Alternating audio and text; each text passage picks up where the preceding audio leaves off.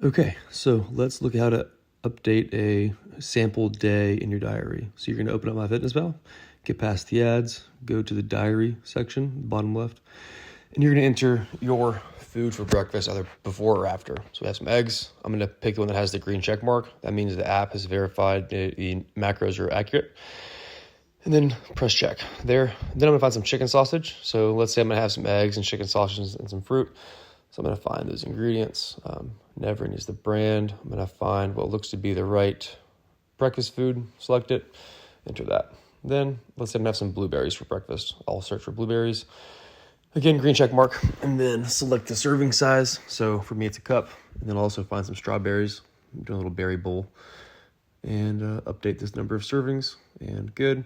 And let's say I'm also going to have maybe some coffee. So I got a cup of black coffee.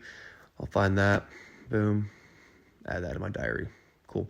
So this is a sample of like a breakfast meal and how you'd make it. If you click on the top little bar across the top of the diary, it'll show you the macros. Now, let's say that, those chicken sausages might be too much fat and so are the eggs. So maybe I'm going to toggle down. I'm actually going to have 2 eggs and then take this down to 2 or 1 sausages because those macros with the fat serving looks pretty high. So that's a probably more reasonably sized meal at 450 calories with my protein and my carb and my fats there in the diary.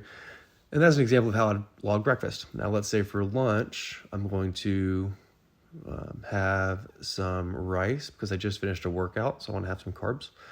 I'll weigh it on my food scale, and then I'm going to say have some lean ground beef as my protein source. Cool. So find the ground beef I'm going to have. Again, weigh it on the food scale. Got that. And then on some veggies. So let's say I dice up some squash, like some zucchini, and then I'm going to weigh that or measure it in cups. So I've got my 2 cups of zucchini that's sauteed in the pan, and boom, there's lunch. Again, around 480 calories. I got some protein, some carbs, and some veggies. And then I can check in, see how much protein I've got for the day. I see my carb count, my fat count for the day, and how much I have left. So now I have an idea of what to plan for dinner if I haven't gotten that far yet. From there, I'll go to meal 3, and it's dinner time, so maybe I'm going to have some shrimp. Now, I could try to find like a sauteed shrimp, but if I don't like the options I find, like for example, there shouldn't be that much fat in shrimp, I might take out the sauteed option and just search like frozen shrimp, or find frozen shrimp, say from Aldi, for example, or Harris Teeter. I'm going to weigh out the shrimp on a food scale, so get 200 grams, and then I will say have a sweet potato. So I'm going to find that sweet potato in MyFitnessPal, already cooked, cool. I can weigh it on the food scale, it weighs 220 grams, got it, track that.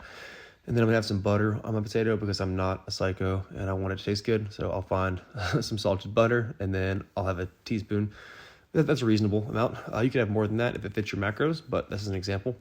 So I'll log that, and then I want to have some veggies. So maybe I make like a spinach salad. So I'm going to find spinach, and then I'm probably gonna have like 3 cups of the spinach salad. So update that serving size, and then I'm going to get some dressing. So I'll look like a vinaigrette and find the vinaigrette that I typically use. Find that, boom, update the quantity. So I'm going to have like 3 tablespoons just so I have some flavor on that thing.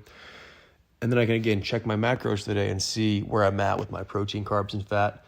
And if this is like being done after the meal, you can always add more food if you need more food. If you find that you're going over often, then I'd recommend you log the food before you prepare it on your plate or as you're preparing it, so that you can change your serving sizes of your foods in your meals to make sure you hit your target goals on your macros. If you have questions, let me know. I'll help however I can. All right. See you soon. Bye.